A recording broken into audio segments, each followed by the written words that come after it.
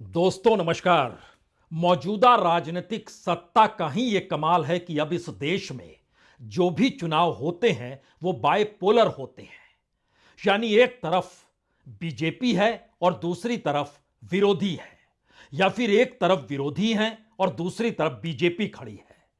यानी छोटे छोटे राजनीतिक दल और उनकी भूमिका भारत की राजनीति में धीरे धीरे खत्म हो चली है। और इतना ही नहीं, इस देश के समाज के भीतर भी जो बड़ी मोटी लकीर खींच दी गई, उसका संदेश बायपोलर ही है। यानी एक तरफ बीजेपी की सत्ता है और दूसरी तरफ उसके विरोध करने वाले विपक्षी लोग हैं। इससे हटकर सोचने की ताकत मौजूदा राजनीतिक सत्ता ने किसी को नहीं दी, क्योंकि वह केंद्र में रहना चाहती और अपने इर्द गिर्द ही कमोवेश इस देश के हर निर्णय, हर पॉलिसी डिसीजन, इस देश के तमाम कॉन्स्टिट्यूशनल इंस्टीट्यूशंस या फिर एक सामान्य तौर पर ब्यूरोक्रेसी तक के भीतर यह लकीर तो खींची जा चुकी है कि अगर आप सत्ता के साथ हैं या सत्ता के विरोध में हैं, तीसरी कोई लकीर होती नहीं है। यानी आजादी के बाद से अगर आप चलना शुरू कीजिएगा तो हो सकता है आपको इस देश में एक वामपंथी धारा दिखाई दे, हो सकता है आपको इस दौर में एक समाजवादी धारा दिखाई दे, हो सकता है किसानों को लेकर जो एक प्रजा पार्टी काम करती थी वह भी आपको दिखाई दे। बहुत सारी अलग अलग धाराएं आपको दिखाई दे सकती है। हो सकता है आपको एक वक्त में दलित राजनीति को साधने वाले राजनीतिक दल भी नजर आए। हो सकता है एक दौर में आपको मंडल से निकली हुई राजनीति भी नजर आए, लेकिन मौजूदा वक्त का यह सच बिल्कुल नहीं है। मौजूदा वक्त का सच है बीजेपी है, या तो उसके साथ हैं या उसका विरोध करने वाले हैं। और यह देश का सच तमाम चुनाव में दिखाई देता है। और चुनाव का मतलब इस देश में लोकतंत्र है, और चुनावी राजनीति का मतलब इस देश में वह पॉलिटिकल पार्टीज है जो प्लेयर के तौर पर या तो सत्ता के साथ होंगी या विपक्ष के तौर पर होगी। शायद इसीलिए यह देश बार बार इंतजार करता है अगला चुनाव कहां होगा। तो दिल्ली के चुनाव हो गए, अगला चुनाव बिहार में होगा। बिहार के बाद सबकी नजरें ममता बनर्जी पर होंगी। बंगाल का चुनाव होगा और उसके साथ हो सकता है बहुतों की नजर असम के चुनाव पर भी पड़ जाए। और भी कई राज्यों के चुनाव होने हैं, लेकिन इसके बाद 2027 शायद एक परिणाम इस देश की राजनीति को देने वाला वर्ष होने वाला है, क्योंकि उस वक्त उत्तर प्रदेश के चुनाव होने हैं और ठीक उसी समय पंजाब के भी चुनाव होने हैं। यानी भारत की राजनीति कैसे एक अस्थाई तौर पर आने वाले वक्त की सियासत को साधने की दिशा में बढ़ेगी, या 2027 तक आते आते इस देश में तय हो चला होगा। और तब हो सकता है हम आप जब चर्चा करें तो कहें देखिए अब तो बायपोलर भी नहीं बचा, क्योंकि इस दौर में देश के भीतर परिसीमन का भी रिजल्ट आना है। अलग अलग जगहों पर कितनी बड़ी तादाद में लोकसभा की सीटें बढ़ जाएं, उस दिशा में निर्णय होंगे। एक देश एक चुनाव, यह रास्ता भी खुलेगा। यानी 2029 तक की परिस्थितियां 2027 के बाद से तय हो जाएगी। और जैसे ही चुनाव का जिक्र होता है तो एक नाम बार बार उभर कर सामने आता है। यह नाम इस देश के मुख्य चुनाव आयुक्त राजीव कुमार का है। राजीव कुमार, चुनाव आयोग की भूमिका जिस रूप में होनी चाहिए, क्या इस दौर में उन्होंने बिल्कुल नई भूमिका और नई परिभाषा गढ़ डाली है? क्योंकि विपक्ष अपने तौर पर आंकड़ों को रखता है, फैक्ट्स एंड फिगर रखता है, जानकारी देता है, लेकिन उसका खुद का आरोप है कि चुनाव आयोग सुनता नहीं है। वो चुनाव आयोग जो कि एक देश के भीतर के लोकतंत्र को संभालता है। तो क्या चुनाव आयोग की अपनी भूमिका और राजीव कुमार बतौर मुख्य चुनाव आयुक्त, अभी तक इस देश में एक टीएन शेषन को लोग जानते थे, लेकिन अब राजीव कुमार को भी जानते हैं। और इस देश के किसी भी गांव खेड़े में चले जाइए आप, हर किसी को जानकारी है कि राजीव कुमार मुख्य चुनाव आयुक्त हैं। तो उनकी लोकप्रियता है, उनके काम करने का तरीका है। इस दौर में विपक्ष के उठते हुए सवाल है, इस देश में चुनाव को लेकर सवाल है या चुनाव की अहमियत ही खत्म हो गई, कोई भरोसा नहीं बच पा रहा है, तमाम चीजें चल सकती है। और 18 फरवरी को वही राजीव कुमार रिटायर हो रहे हैं। तो सवाल है कि अगला राजीव कुमार कौन होगा? सीधे कहें तो अगला मुख्य चुनाव आयुक्त कौन होगा? अगला राजीव कुमार इसलिए क्योंकि राजीव कुमार की भूमिका बतौर मुख्य चुनाव आयुक्त प्रधानमंत्री मोदी की सत्ता को कैसे बरकरार रखने के लिए या बीजेपी की सत्ता को बरकरार रखने के लिए कैसे कहां पर चलती रही, इसका खुला नजारा हर किसी ने अलग अलग ऑपरेशन लोटस में देखा, विधायकों की खरीद फरोख्त में देखा, पार्टियों को तोड़ने में देखा, चुनाव कराने के दौर में देखा, ईवीएम पर उठते सवालों में देखा, ईवीएम के बदले जाने और वोटर लिस्ट के हेरफेर में देखा। ये तमाम सवाल हैं जो विपक्ष ने उठाए। तो नया चुनाव आयुक्त कौन होगा, मुख्य चुनाव आयुक्त, इसको लेकर बैठक एक दिन पहले 17 फरवरी यानी सोमवार को होनी है। और एक पन्ना पुराना और खोल लीजिए जिसके आपके समझ का दायरा थोड़ा सा विस्तृत हो जाए कि मुख्य चुनाव आयुक्त ने सुप्रीम कोर्ट में जिन बातों का जिक्र किया और जो सुप्रीम कोर्ट में सरकार की तरफ से जिन बातों का जिक्र किया गया, उसका अगर पूरा लब्बो लुबाब को समझे तो जिस दौर में चुनाव आयुक्त की नियुक्ति को लेकर सवाल बड़ा हो चला था, तब सुप्रीम कोर्ट ने ही अटॉर्नी जनरल सरकार का रिप्रेजेंटेटिव होता है जो कि सुप्रीम कोर्ट में जवाब देता है सरकार की तरफ से। उस वक्त एक चुनाव आयुक्त की नियुक्ति को लेकर जब सवाल उठे तो सुप्रीम कोर्ट के तरफ से यह सवाल अटॉर्नी जनरल से पूछा गया। पूछने वाले शख्स दूसरे नहीं, इस देश के चीफ जस्टिस थे। चीफ जस्टिस डीवाई चंद्रचूड़ उस समय हुआ करते थे, अब नहीं, अब तो संजीव खन्ना है। उन्होंने कहा कि जिस चुनाव आयुक्त की नियुक्ति को इस देश की सरकार करेगी यानी प्रधानमंत्री करेंगे, अगर चुनाव के वक्त, उस दौर में तो सारी पॉलिटिकल पार्टीज बराबर होती है, सभी उम्मीदवार एक बराबर होते हैं, कोई पद काम नहीं कर रहा होता और चुनाव आयुक्त के हाथ में ही पूरे देश की लगाम होती है और तभी तो लोकतंत्र है। तो उस पीरियड में अगर सत्ताधारी दल मोदी सरकार कोई गलत काम करती है तो जिस चुनाव आयुक्त की नियुक्ति सरकार ने की है वो सरकार से सवाल कैसे पूछ सकते हैं। इस पर अटॉर्नी जनरल का जवाब था, ऐसा तो फिर हर पद को लेकर हो सकता है, सरकार ही नियुक्त करती है और यह सच भी है। ईडी चीफ कौन होगा, सरकार तय करेगी। सीबीआई डायरेक्टर कौन होगा, सरकार तय करेगी। सीवीसी कौन होगा, सरकार तय करेगी। सीएजी कौन होगा, सरकार तय करेगी। तो सारी चीजें सरकार तय कर रही है और इन सब के बीच इलेक्शन कमिश्नर की नियुक्ति भी कर रही है और चीफ इलेक्शन कमिश्नर कौन होगा यह भी नियुक्त कर रही है। तो चीफ जस्टिस ने कहा था यह नहीं चलेगा और उसके बाद उन्होंने कहा था कि उसमें अब मैं भी रहूंगा, यानी 3 लोगों की कमेटी होगी, मैं भी रहूंगा यानी चीफ जस्टिस ऑफ इंडिया, विपक्ष का नेता भी रहेगा और प्रधानमंत्री भी रहेंगे। तो राजनीतिक तौर पर सत्ता और विपक्ष टकराएंगे तो मेरी भूमिका न्यूट्रल की रहेगी, मैं उस पक्ष में परखूंगा, समझूंगा। और इन बातों का जिक्र लगातार पार्लियामेंट के भीतर राहुल गांधी ने भी बीते दिनों किया जरूर। वो यहां तक कह गए कि दरअसल उसके बाद पार्लियामेंट ने कानून बना दिया। हालांकि उस फैसले में उस कानून को बनाने का जिक्र था कि अगर सरकार सोचती है कि कुछ और होना चाहिए तो वो पार्लियामेंट में कानून बना दे। तो पार्लियामेंट में ताकत बीजेपी की, प्रधानमंत्री मोदी की सत्ता की, बिना लाग लपेट, बिना देर किए एक झटके में कानून बनाया गया और कहा गया कि अब कमेटी 3 लोगों की ही रहेगी, लेकिन विपक्ष के नेता और प्रधानमंत्री के अलावे एक तीसरा शख्स जो होगा वह चीफ जस्टिस ऑफ इंडिया नहीं होगा। वह दरअसल प्रधानमंत्री द्वारा नियुक्त कोई एक काउंसिल ऑफ मिनिस्टर्स में से कोई एक रहेगा। तो फिर गृह मंत्री दूसरे नंबर पर आते हैं तो वह उस बैठक में रहेंगे। अब 17 तारीख को इस देश के भीतर में नए मुख्य चुनाव आयुक्त की नियुक्ति होनी है। उस नियुक्ति से पहले भी विपक्ष के नेता के तौर पर राहुल गांधी ने पार्लियामेंट के भाषण में खुले तौर पर इसका जिक्र किया कि विपक्ष के नेता यानी उनकी खुद की मौजूदगी क्या असर दिखाएगी। प्रधानमंत्री हैं, गृहमंत्री और मैं हूं, हर बार 2-1 से मैं ही हारूंगा और हर बार 2-1 से वही जीतेंगे, यानी वही तय कर रहे हैं।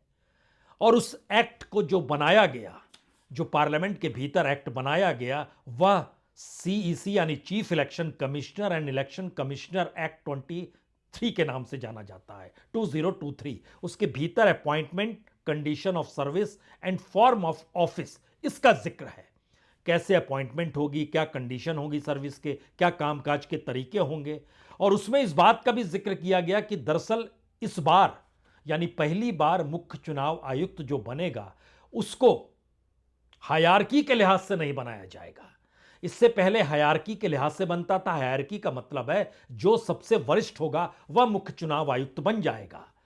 तो राजीव कुमार के अलावे इस समय ज्ञानेश कुमार और सुखबीर सिंह संधू हैं जो चुनाव आयुक्त हैं। उसमें सीनियरिटी जो है ज्ञानेश कुमार के पास है। अगर वो बन जाते हैं तो वो रिटायर हो जाएंगे 2029 के जनवरी के महीने में, और अगला लोकसभा का चुनाव अप्रैल मई के महीने 2029 में होना है। और यहीं से यह बात शुरू होती है, क्या वाकई अगला मुख्य चुनाव आयुक्त जो होगा उसके कार्यकाल को देखा जाएगा कि कम से कम वह 2029 का लोकसभा चुनाव तो निपटा दे। यानी पहला सवाल या निशान लग गया कि सीनियरिटी में ज्ञानेश कुमार अगले मुख्य चुनाव आयुक्त नहीं होंगे। दूसरा सवाल लग गया कि जिसे सरकार चाहेगी वही होगा। तीसरी परिस्थिति है कि फिर बाकी के कौन से नाम हैं। तो इस एक्ट में एक और व्यवस्था की गई कि दरअसल कानून मंत्री जो इस समय अर्जुन मेघवाल साहब हैं, उनकी अगुवाई में 2 सेक्रेटरी इस देश के भीतर से बाकी 3 नामों को और निकालेंगे जो सेक्रेटरी लेवल के होंगे, और उन 5 नामों को पैनल के तौर पर रखा जाएगा जिसकी स्क्रूटनी होगी, और उसके बाद ये 3 लोग बैठकर तय कर लेंगे, और जिसमें जाहिर है सरकार की जीत तय है, वो जिसे चाहेगी उसे बना देगी। तो पहला सवाल, अगला चीफ इलेक्शन कमिश्नर 2029 के चुनाव को संपन्न कराने वाला हो, क्योंकि एक स्थिरता चाहिए। इस दौर में परिसीमन का जिक्र है, इस दौर में एक देश एक चुनाव का जिक्र है, इस दौर में महत्वपूर्ण राज्यों की भूमिका जो आने वाले वक्त में इस देश की राजनीति में कहां फिट बैठती है उसको लेकर भी तो चुनाव है, जिसमें हमने जिक्र किया नॉर्थ ईस्ट के राज्यों का जिक्र है, असम का जिक्र है, बंगाल का जिक्र है, पंजाब का जिक्र है, यूपी का जिक्र है, बिहार का चुनाव तो इसी बरस होना है। तो जो भी नया मुख्य चुनाव आयुक्त होगा उसकी अगुवाई में बिहार के चुनाव होने हैं। तो सवाल सबसे बड़ा यह हो गया, क्या वाकई सरकार ने एक भूमिका ऐसी बना डाली, क्योंकि इस देश के भीतर का हर राजनीतिक दल लगातार इस देश में चुनाव आयोग की भूमिका को लेकर सवाल खड़ा कर रहा है, और मुख्य चुनाव आयुक्त राजीव कुमार की भूमिका में कोई दूसरा नया राजीव कुमार ना आ जाए, या नया राजीव कुमार उस पुराने राजीव कुमार से भी कहीं ज्यादा सत्तानुकूल ना लगने लग जाए, इसकी व्यवस्था कौन करेगा। तो इसकी व्यवस्था किसी को करनी नहीं है, क्योंकि वो एक्ट बना है और उस एक्ट के तहत कार्रवाई होनी है। और हर राजनीतिक दल ने, चाहे वो महाराष्ट्र के भीतर उद्धव ठाकरे की शिवसेना हो, शरद पवार की एनसीपी हो, झारखंड के भीतर चले जाइए झारखंड मुक्ति मोर्चा हो, अखिलेश यादव की पार्टी में देख लीजिए समाजवादी पार्टी हो, बिहार में देख लीजिए तेजस्वी यादव हो, दिल्ली में तुरंत चुनाव हुए देख लीजिए केजरीवाल लगातार बता रहे थे कि देखिए मैनिपुलेशन हो रहा है, वोटर लिस्ट में मैनिपुलेशन हो रहा है। उनकी अपनी कॉन्स्टिट्युएंसी में जो नया परिसीमन आया वो इससे पहले लगभग 1.5 करोड़ तक वोटर थे, जो घट के 1 करोड़ 10 लाख में आकर सिमट गए, और उसके बाद वहां पर हेरफेर। ये सारी चीजें आज की तारीख में सिर्फ यह समझने की जरूरत है, सरकार अब यह मान रही है राहुल गांधी की मौजूदगी अगर उस मीटिंग में हो तो उसके बाद वो कह नहीं पाएंगे, क्योंकि इस देश के भीतर पार्लियामेंट द्वारा पारित कानून है, और राहुल गांधी अगर उस बैठक में नहीं आते हैं, क्योंकि इसका जिक्र उन्होंने कहा भी है और किया भी है कि हमारे जाने से क्या होगा, 2-1 का रिजल्ट तो हर किसी को पता है, सत्ता हर बार जीतेगी, हमारी कुछ सुनी नहीं जाएगी। और जो सेक्रेटरी लेवल पे नाम लिए जा रहे हैं वो तो कानून मंत्रालय ने निकाले, और कानून मंत्रालय ने ही राहुल गांधी को न्योता दे डाला। अब जब कानून मंत्री का जिक्र होगा तो जाहिर है मेघवाल जी से पहले रिजिजू होते थे, किरण रिजिजू इस देश के कानून मंत्री थे, उन्होंने तो खुले तौर पर चुनौती शब्द तो नहीं कहे, धमकी शब्द कहे। सुप्रीम कोर्ट के कई रिटायर्ड जज थे, उनके लेकर धमकी दी कि आप जिन बातों का जिक्र करते रहते हैं सार्वजनिक तौर पर, उसमें आपको चुनाव तो लड़ना नहीं है, चुनाव तो हमको लड़ना है, तो आप ऐसा वातावरण क्यों बनाते हैं, यह तो इस देश के खिलाफ का वातावरण है। यानी आप कल्पना कीजिए, एक भूमिका को समझने की कोशिश कीजिए कि सरकार का मंतव्य, सरकार की सोच और चुनाव आयोग की कितनी बड़ी भूमिका, उसमें मुख्य चुनाव आयुक्त कौन होगा, यह कितना बड़ा सवाल है। अब एक कदम और आगे बढ़ाइए, सरकार की मंशा क्या है, सरकार क्यों राहुल गांधी को चाहते हैं, हम इस पे आए उससे पहले जरूरी है इस देश के उपराष्ट्रपति धनखड़ साहब, धनखड़ जी एक मीटिंग में जाते और कहते हैं ये क्या मतलब है, देश तो बदल गया है, ये पुराना देश नहीं है, जिसमें आप एग्जीक्यूटिव में कोई नियुक्ति हो रही है तो उसमें आप चीफ जस्टिस को खोजने लग जाएं, वो सीबीआई का मसला हो या किसी दूसरे डिपार्टमेंट का। और कहते कहते उन्होंने कहा कि ये चाहे इलेक्शन कमिश्नर की ही नियुक्ति क्यों ना हो, इसमें आप क्यों खोजना चाहते हैं चीफ जस्टिस की मौजूदगी होनी चाहिए, यह तो एक एग्जीक्यूटिव पद भर है। यानी जिस देश के भीतर में तमाम एग्जीक्यूटिव पद इलेक्शन के समय बेपावर हो जाते हैं, कोई ताकत उनके पास बचती नहीं और चुनाव आयोग के हाथ में समूची ताकत होती है, उसको लेकर इस देश के उपराष्ट्रपति क्या कह रहे हैं, सुनिए जरा। To steel your minds, how can in a country like ours और in any democracy, by statutory prescription, Chief Justice of India participates in the selection of the CBI director? Can there be any legal rationale for it?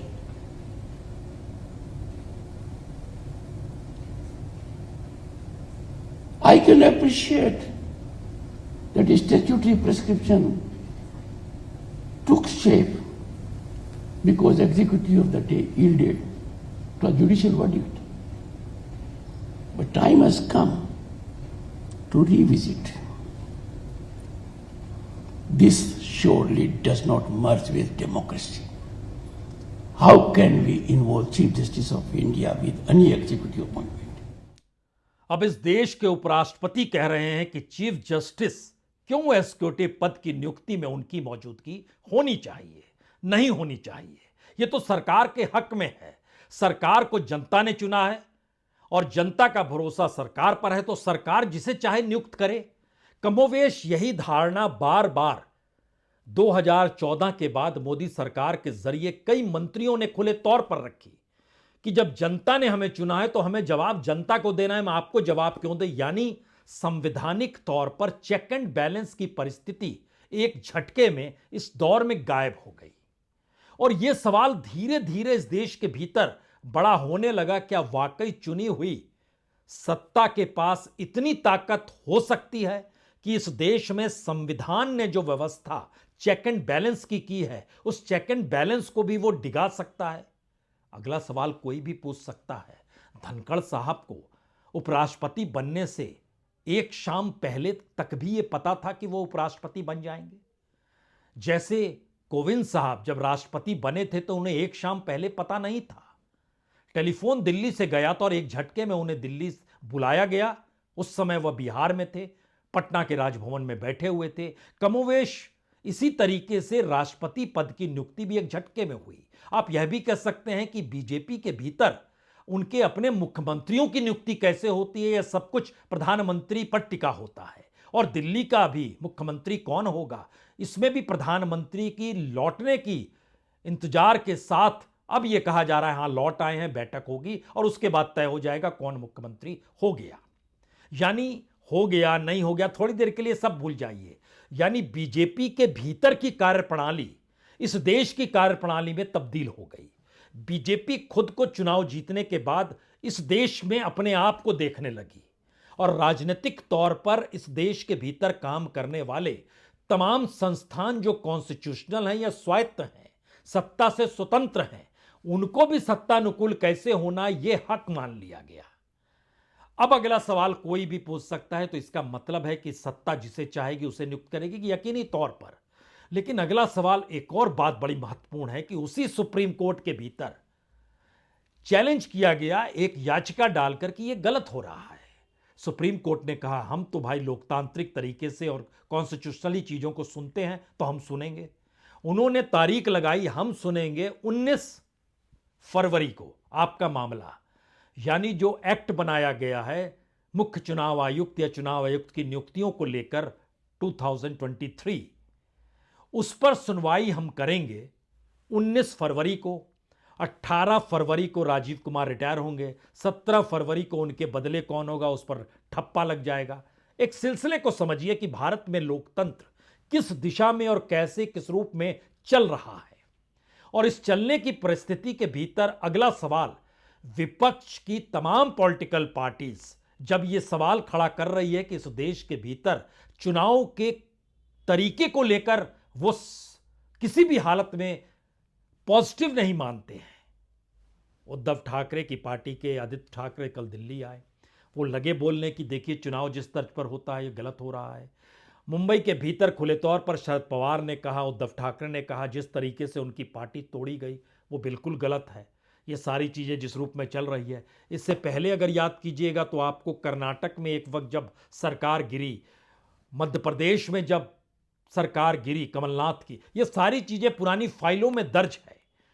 सवाल सबसे बड़ा ये आया कि अब विपक्ष के नेता की मौजूदगी इस देश में संसद द्वारा पारित कानून के तहत उस पैनल में होगी या नहीं होगी।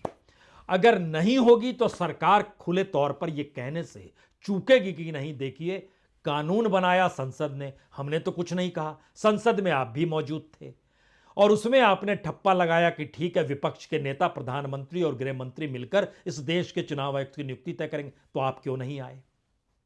अगर आप बायकॉट करते हैं तो इसका मतलब है आप सरकार के निर्णयों को नहीं मानते हैं, इस देश में सिस्टम के खिलाफ हैं, आप स्टेट से लड़ाई लड़ रहे हैं, सारी बातें आएंगी। और अगर वो आ जाते हैं तो कहा जाएगा इनके मौजूदगी में तो ही हुआ है, ये कहां कुछ कह रहे हैं।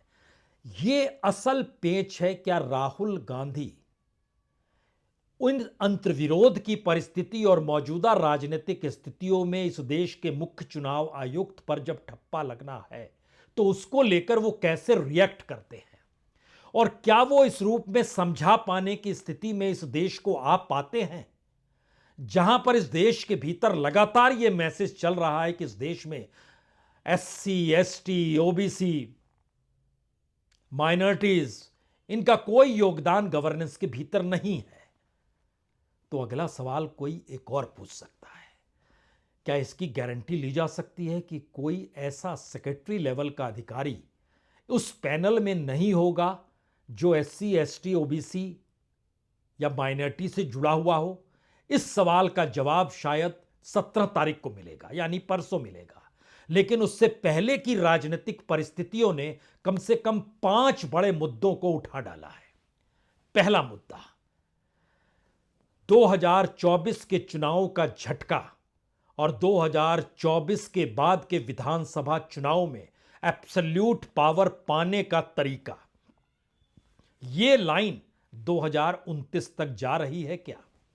पहला सवाल है। दूसरा सवाल, क्या इस दौर में सरकार जो एक देश एक चुनाव और परिसीमन के आश्रय लोकसभा की सीटों को बढ़ाना और उस प्रक्रिया के जरिए आने वाले वक्त में भारत की राजनीतिक परिस्थितियों को जो वो बदलने की स्थिति में आ रही है, क्या उसमें चुनाव आयुक्त जो मुख्य चुनाव आयुक्त होंगे उनकी बड़ी भूमिका नजर आने वाली है? दूसरा सवाल है। तीसरा सवाल, क्या इस दौर में सुप्रीम कोर्ट जो संविधान की व्याख्या के लिए ही मौजूद है उसकी भूमिका क्या होगी, और जब वो तारीख भी दे देता है कि हां हम 19 फरवरी को सुनवाई करेंगे, और इन सब के बीच उसने ईवीएम को लेकर भी जब फैसला सुनाया कि डाटा कम से कम चुनाव आयोग मिटाए नहीं, तो क्या यह एक पहल है दिखाने भर के लिए, या आने वाले वक्त में एक टकराव की परिस्थिति सुप्रीम कोर्ट से निकल सकती है जहां पर वो कॉन्स्टिट्यूशन का जिक्र और उसकी परिभाषा करते हुए यह बताए कि यह संभव ही नहीं है कि सरकार चुनाव आयुक्तों की नियुक्तियों को करे। पहले जो होता था, अब नई दिशा से आपको सोचना होगा। तो सुप्रीम कोर्ट की भूमिका तीसरा सवाल है। चौथा सवाल, क्या चुनाव आयुक्त के पैनल में राहुल गांधी की मौजूदगी जो होनी चाहिए, उसके बाद जो भी हो XYZ मुख्य चुनाव आयुक्त, उसके बाद विपक्ष क्या कुछ बोलेगा, या विपक्ष उसके बाद बोलने की स्थिति में भी रहेगा? और पांचवां सवाल सबसे बड़ा सवाल है, क्या नया चुनाव आयुक्त राजीव कुमार जो मौजूदा मुख्य चुनाव आयुक्त हैं उनसे भी कहीं आगे कदम तो नहीं बढ़ा देगा? क्योंकि राजीव कुमार से पूछे गए सवालों की जवाब में इस देश ने शायरी सुनी है। तो क्या नई परिस्थितियां कव्वाली की दिशा में जा रही है? सवाल है, गौर कीजिएगा, महत्वपूर्ण है। कौन होगा मुख्य चुनाव आयुक्त, या अगला राजीव कुमार? बहुत बहुत शुक्रिया, बहुत बहुत शुक्रिया।